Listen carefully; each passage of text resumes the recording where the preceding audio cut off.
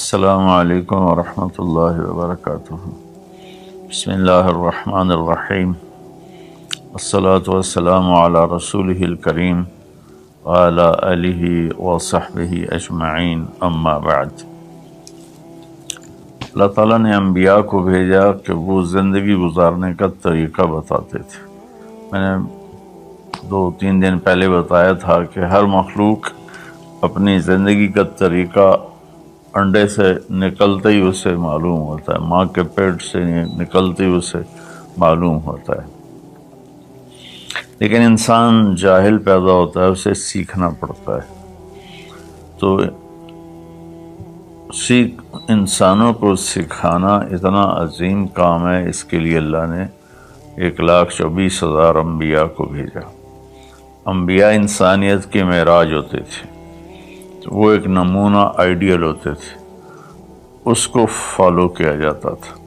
جیسے اللہ تعالیٰ نے فرمایا قُلْ إِن كُنتُمْ تُحِبُّونَ اللَّهَ فَاتَّبِعُونِي، اگر تم یہ دعویٰ کرتے ہو کہ ہمیں اللہ سے محبت ہے اور اس کے رسول سے محبت ہے تو تم کیا کرو؟ پھر میرا اتباع کرو۔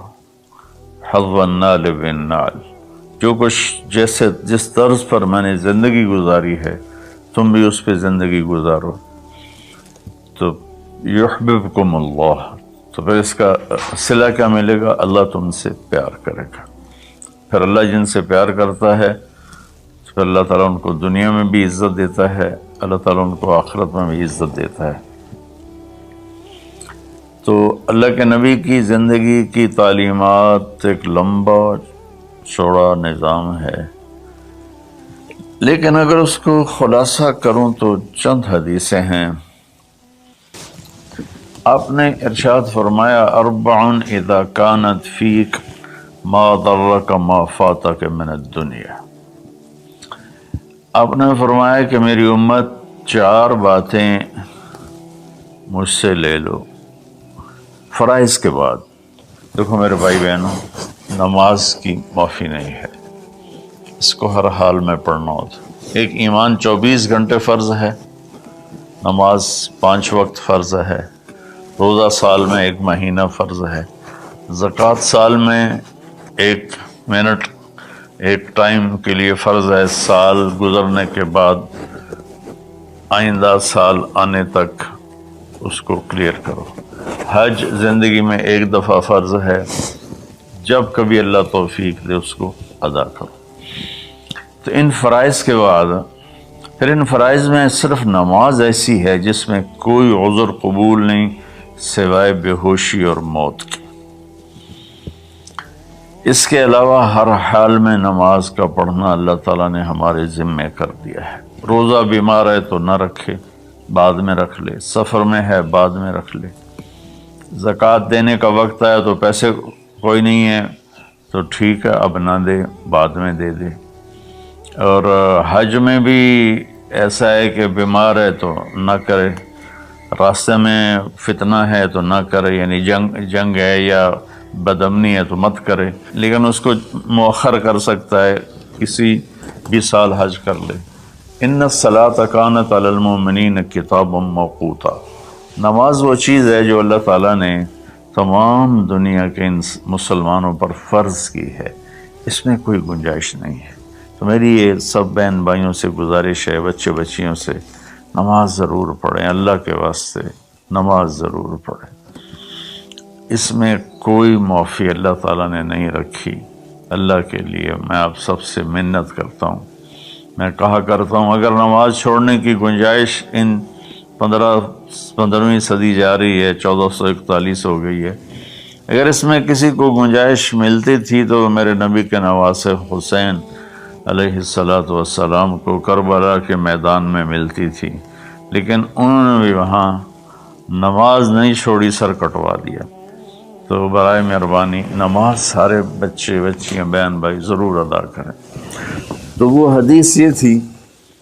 اس کے بعد نماز، روزہ، حج، زکوٰۃ کے بعد، زکوٰۃ اور حج مالداروں پر ہے۔ اس کے بعد یہ ایک حدیث پر میں عمل کر لوں، یہ سامعین عمل کر لیں، جہاں تک میرا پیغام پہنچے وہ عمل کر لیں، تو میرے نبی کا فرمان ہے تمہارا دنیا میں کوئی نقصان نہیں ہے، تمہیں دنیا میں کوئی چیز نقصان نہیں پہنچا سکتی، تم پرامن رہو گے، اللہ کے سائے میں رہو گے، اور جب دنیا یہ ہے تو آخرت پھر یقیناً اللہ تعالیٰ ان کا ساتھی بن جاتا ہے۔ وہ 4 باتیں کیا تھیں؟ صدق و حدیث، حفظ و امانت، حسن و خلیقت، عفت فی طعمت۔ 4 بات آپ نے ارشاد فرمایا ہمیشہ سچ بولنا، جھوٹ نہ بولنا، کہ میرے نبی کا فرمان ہے کہ مسلمان جھوٹ نہیں بول سکتا ہے۔ ایک صحابی نے پوچھا یا رسول اللہ یکون المومن جبانا، کیا یہ ممکن ہے کوئی مسلمان بزدل ہو؟ بزدل، بز کہتے ہیں بکری کو، اور آگے دل، بکری کے دل والا۔ تو بکری سب سے ڈرپوک جانور ہے، تو اس کو پھر جو آدمی ڈرنے والا ہو اس پر لگا دیتے ہیں۔ تو کیا ہو سکتا ہے کہ کوئی ایمان والا بزدل ہو؟ آپ نے کہا ہاں، بخیل ہو، کنجوس، اور شوم جس کو ہم پنجابی میں کہتے ہیں، پشتو میں بھی کہتے ہیں شوم، تو کیا شوم ہو سکتا ہے؟ میں کہا ہاں۔ پھر پوچھا جھوٹ بول سکتا ہے؟ کہا نہیں یا رسول اللہ۔ آپ نے کہا نہیں میرے بھائی، میرا امتی جھوٹ نہیں بول سکتا۔ پہلی حدیث آپ نے فرمائی کہ مسلمان کی پہلی زندگی کی پہلی بات یہ ہے کہ جھوٹ نہ بولے۔ الصدق ینجی والکذب یہلک، سچ نجات دیتا ہے، جھوٹ ہلاک کرتا ہے۔ میرے نبی تشریف لے جا رہے تھے مدینے سے باہر، تو آواز آئی یا رسول اللہ۔ آپ نے دائیں بائیں دیکھا تو کوئی نظر نہیں آیا۔ اب چلنے لگے تو پھر آواز آئی یا رسول اللہ۔ پھر آپ نے دائیں بائیں دیکھا، کوئی نظر نہیں آیا۔ پھر آواز آئی یا رسول اللہ، تو پھر آپ کی نظر پڑی، ایک ہرنی آپ کو پکار رہی تھی یا رسول اللہ۔ سبحان اللہ۔ ان کے آپ تشریف لے گئے تو وہ رسی سے بندھی ہوئی تھی چارپائی کے ساتھ۔ کہنے لگے یا رسول اللہ میرے چھوٹے چھوٹے بچے ہیں، وہ بھوک سے مر رہے ہوں گے، آپ مجھے چھوڑ دیں، میں ان کو دودھ پلا کے واپس آ جاؤں گی۔ اللہ،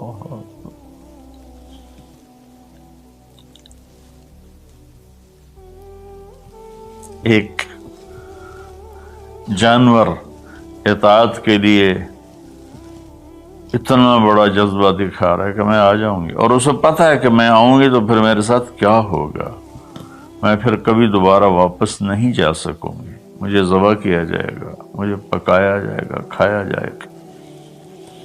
آپ نے فرمایا اب تو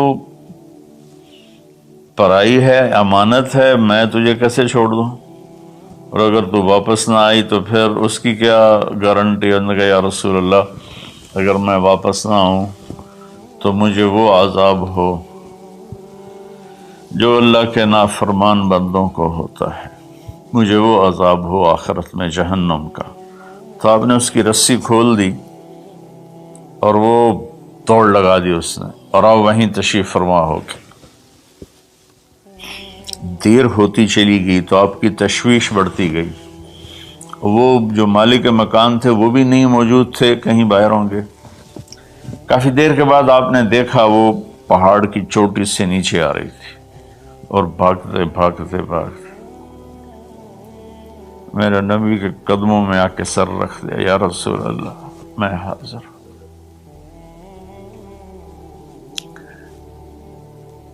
ایک جانور اپنی جان دینے کے لیے تیار ہے نبی کی وجہ سے، ہم اپنے نبی کی ایک سنت پر تیار نہیں ہیں، اپنے نفس کی وجہ سے، اپنی ایگو کی وجہ سے، ماحول معاشرے کی وجہ سے۔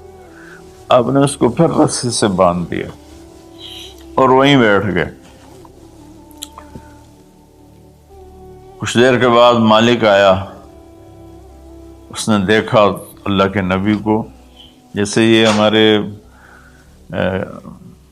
دیہاتوں میں ہوتا ہے، جب میں اپنے گاؤں میں ہوں تو کچھ لوگ اپنے جہاں زمین ہوتی ہے نا وہاں چھوٹے چھوٹے مکان بنا لیتے ہیں اور وہیں رہتے ہیں۔ تو یہ صحابی بھی ایسے ہی تھے کہ انہوں مدینے سے باہر مکان بنایا ہوا تھا، بکریاں تھی، ریوڑ تھے۔ تو اس نے حیرت کا اظہار کیا، یا رسول اللہ آپ یہاں کیسے تشریف لائے؟ کہا میں ایک درخواست کرنا چاہتا ہوں۔ تو ان کی یا رسول اللہ فرمائیے درخواست کا کیا مطلب ہے؟ کہ یہ ہرنی مجھے ہدیہ کر دو، مجھے دے دو۔ وہ حیران ہو کر کہنے لگے یا رسول اللہ آپ پر تو جان مال عزت آبرو اولاد ہر شے قربان ہے، یہ بکری کی کیا حیثیت، یہ ہرنے کی کیا حیثیت؟ آپ نے کہا بس مجھے یہی چاہیے۔ سبحان اللہ۔ تو آپ نے بکری کی ہرنے کی رسی کو کھولا، کہا الحقی بے اولاد بے اہلک، کہ ہرنی جاؤ اور اپنے بچوں سے مل جاؤ۔ اس نے ایک چھلانگ لگائی، الصدق ینجی والکذب یہلک، سچ نجات دیتا ہے، جھوٹ ہلاک کرتا ہے۔ اس نے یوں آپ کے سامنے رکوع کیا اور سجدے میں جیسے جاتے ہیں سر زمین تک اس نے رکھا، پھر یوں اٹھایا اور آگے کو چل پڑی۔ پھر تھوڑی دور گئی، پھر پیچھے مڑ کے آپ کو دیکھا، پھر آپ کے سامنے یوں سر جھکا، پھر یوں سر اوپر کیا، پھر چلی، پھر تھوڑی دیر کے بعد رک کر پیچھے مڑ کے آپ کو ایسے سجدہ شکر جیسے کہتے ہیں، جب تک وہ اللہ کے نبی کی آنکھوں سے غائب نہیں ہوئی، وہ اس طرح کرتے کرتے کرتے پہاڑوں میں غائب ہو گئی۔ ایک ہرنی اگر اتنا ایمان رکھتی ہے نہ جاتی واپس تو کون ڈھونڈتا اسے؟ لیکن اس نے اپنی جان کا سودا کیا نبی کے بول پر اور سچائی دکھائی، تو اللہ نے سچائی کو کامیابی بنا کے دکھا دیا۔ الصدق ینجی والکذب یہلک، میرے نبی کا فرمان ہے سچ نجات دیتا ہے، جھوٹ ہلاک کرتا ہے۔ اور دوسری بات فرمائی حفظ امانت۔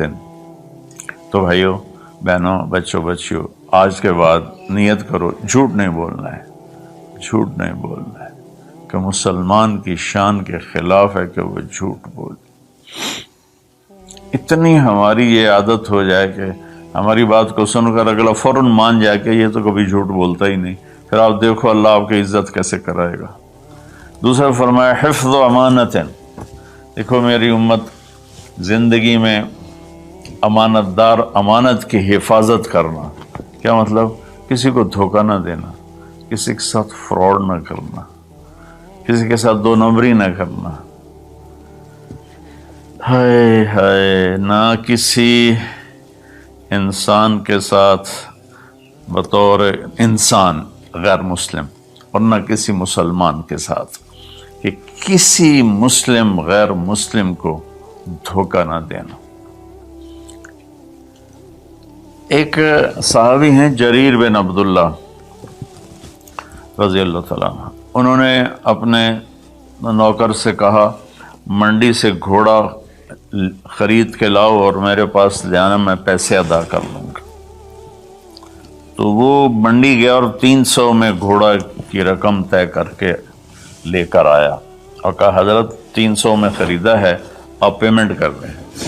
جریر بن عبداللہ یمن کے شاہی خاندان سے تھے، انہوں نے وہ نسلوں کو پہچانتے تھے گھوڑے کی، انہوں نے ایسے دیکھا تو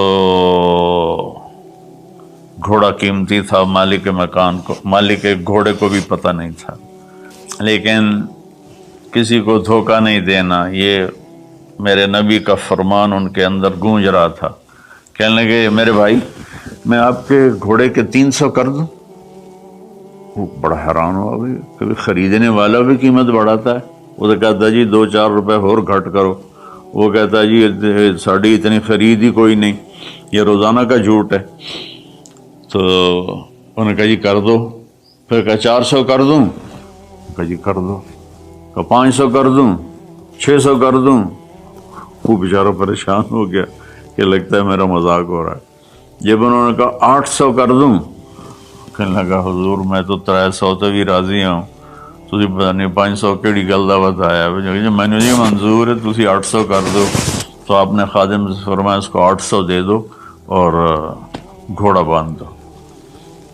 وہ تو پٹھیاں چھالا مار دو یا نکلیا لبھی میرے تو کام بن گئے، سر کڑائی تے پنجے کے ہوئے چوں۔ تو جب وہ باہر نکلا تو ان کے خادم نے عرض کیا حضرت میں جب 300 طے کر کے آیا تھا اور اس نے خوشی سے قبول کیا تھا تو 500 جناب نے کس خوشی میں بڑھائے ہیں؟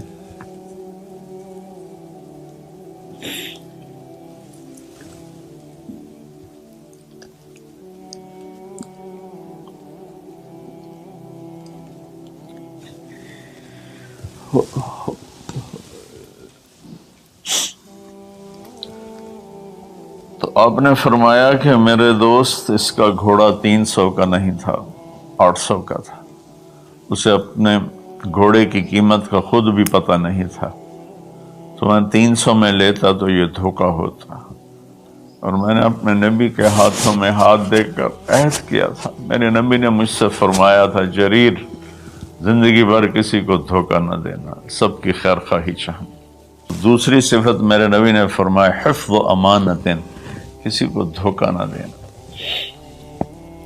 کتنے لوگ لٹ گئے دھوکے بازوں کے ہاتھوں، گھر بک گئے، بچیوں کے زیور بک گئے، جعلی کاغذات بنا کر مکانوں پہ قبضہ ہے، زمینوں پہ قبضہ ہے، اور عدالتوں میں سٹے لے کر۔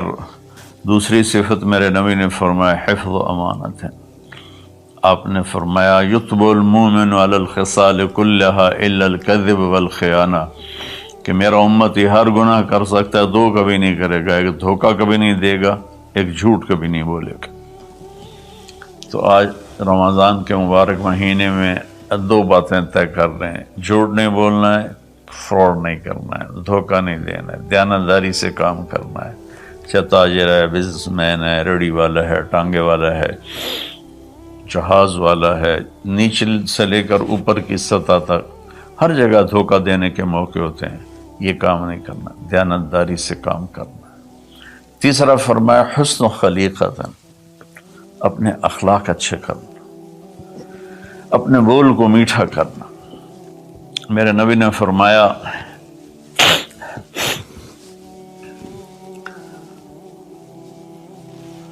معاذ تمہیں اپنی شریعت کا خلاصہ بتاؤں؟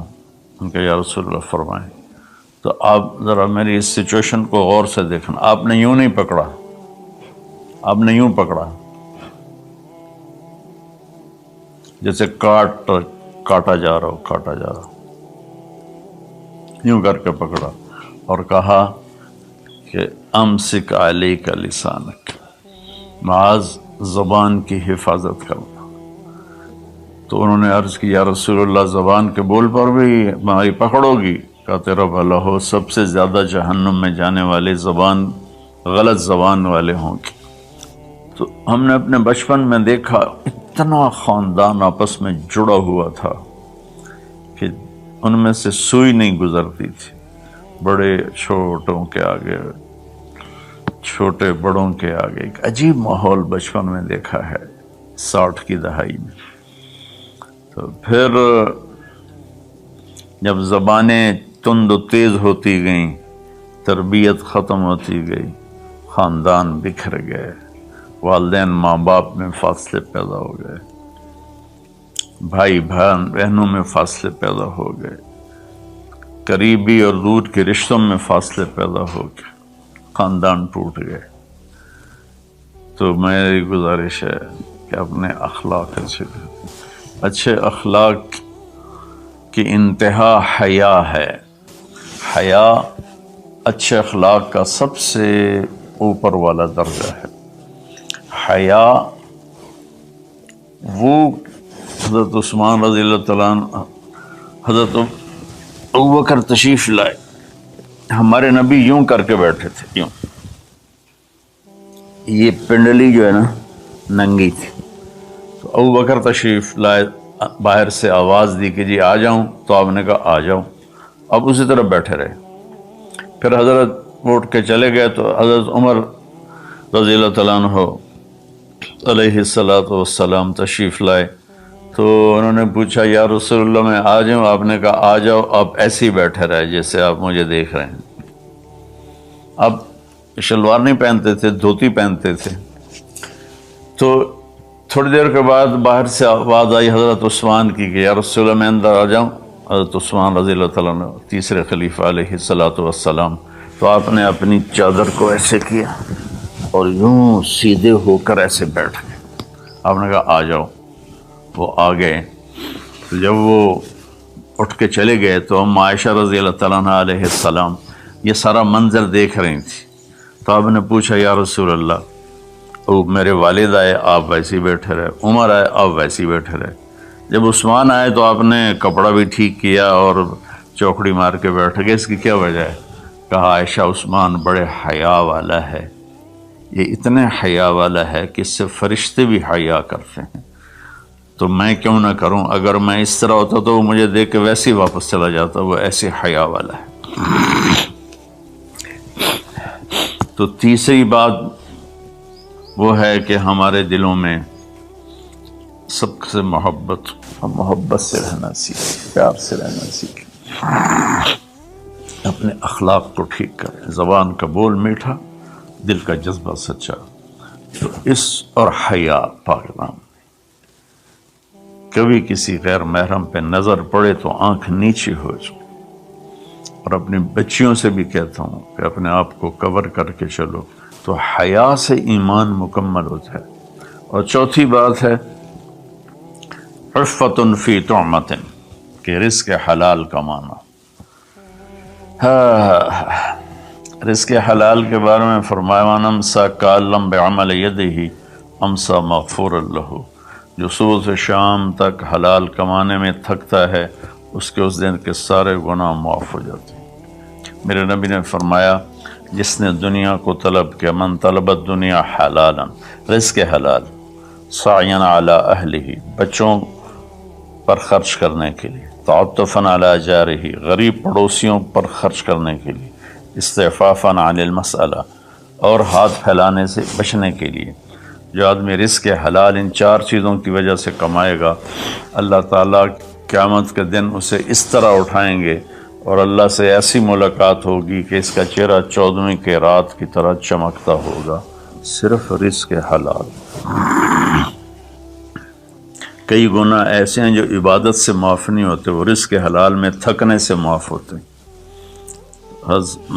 سعد بن معاذ بیٹھے ہوئے تھے ایسے کر کے آپ کی محفل میں، تو آپ کی نظر پڑی ان کے ہاتھوں پر، ہتھیلی پر، تو اس میں نشان تھے، مزدور کسی چلاتے ہیں تو نشان پڑ جاتے ہیں۔ تو آپ نے کہا سعد یہ کیا ہے؟ کہ یا رسول اللہ مزدوری کرتا ہوں بچوں کے لیے اپنے باغ میں، تو وہ میرے ہاتھ سخت ہو گئے۔ تو آپ متوجہ تو ہوں گے انشاءاللہ۔ آپ نے ان کا ہاتھ پکڑا یہاں سے اور یہ دیکھیں ایسے بوسہ لیا، پھر کہا بچوں کو حلال کھلاتے ہوئے جو ہاتھ ایسا ہو جائے گا اس پہ جہنم کی آگ حرام ہو جائے گی۔ میرے نبی نے کہا سچا تاجر نبیوں کے ساتھ اٹھایا جائے، کیونکہ تجارت میں سچ بولنا روزانہ ذبح ہونا ہے، تاجر کے جھوٹ سچ کا امتحان ہے۔ باقی اپنی زندگی میں بھی بھائیو رزق حرام سے بچو، رزق حلال کماؤ۔ حلال تھوڑا بھی برکت والا ہے اور حرام زیادہ بھی تباہ کر دیتا ہے۔ اپنی بات کو میں خلاصہ کر کے، سچ بولنا ہے، صدق و حدیث، جھوٹ نہیں بولنا، حفظ و امانت، دیانتداری سے کام کرنا ہے، دھوکہ نہیں دینا، حسن و خلیقت، اچھے اخلاق بنانے ہیں، حیا والا بننا ہے، میٹھے بول والا بننا ہے، عفت فی طعمت، رزق حلال کھانا ہے۔ اس کے بعد آنکھیں باندھو، پھر موت ایسا ہے اللہ کے رب ہونے کی قسم، یہ مرد یا عورت، اس کے لیے موت سب سے بہترین تحفہ ہوگا، بہترین تحفہ ہوگا کہ جب یہ اللہ کی بارگاہ میں جائے، اللہ اسے ہنس کے ملے گا، خوش ہو کے ملے گا، اور یہ اللہ کو خوش ہو کے ملے گا۔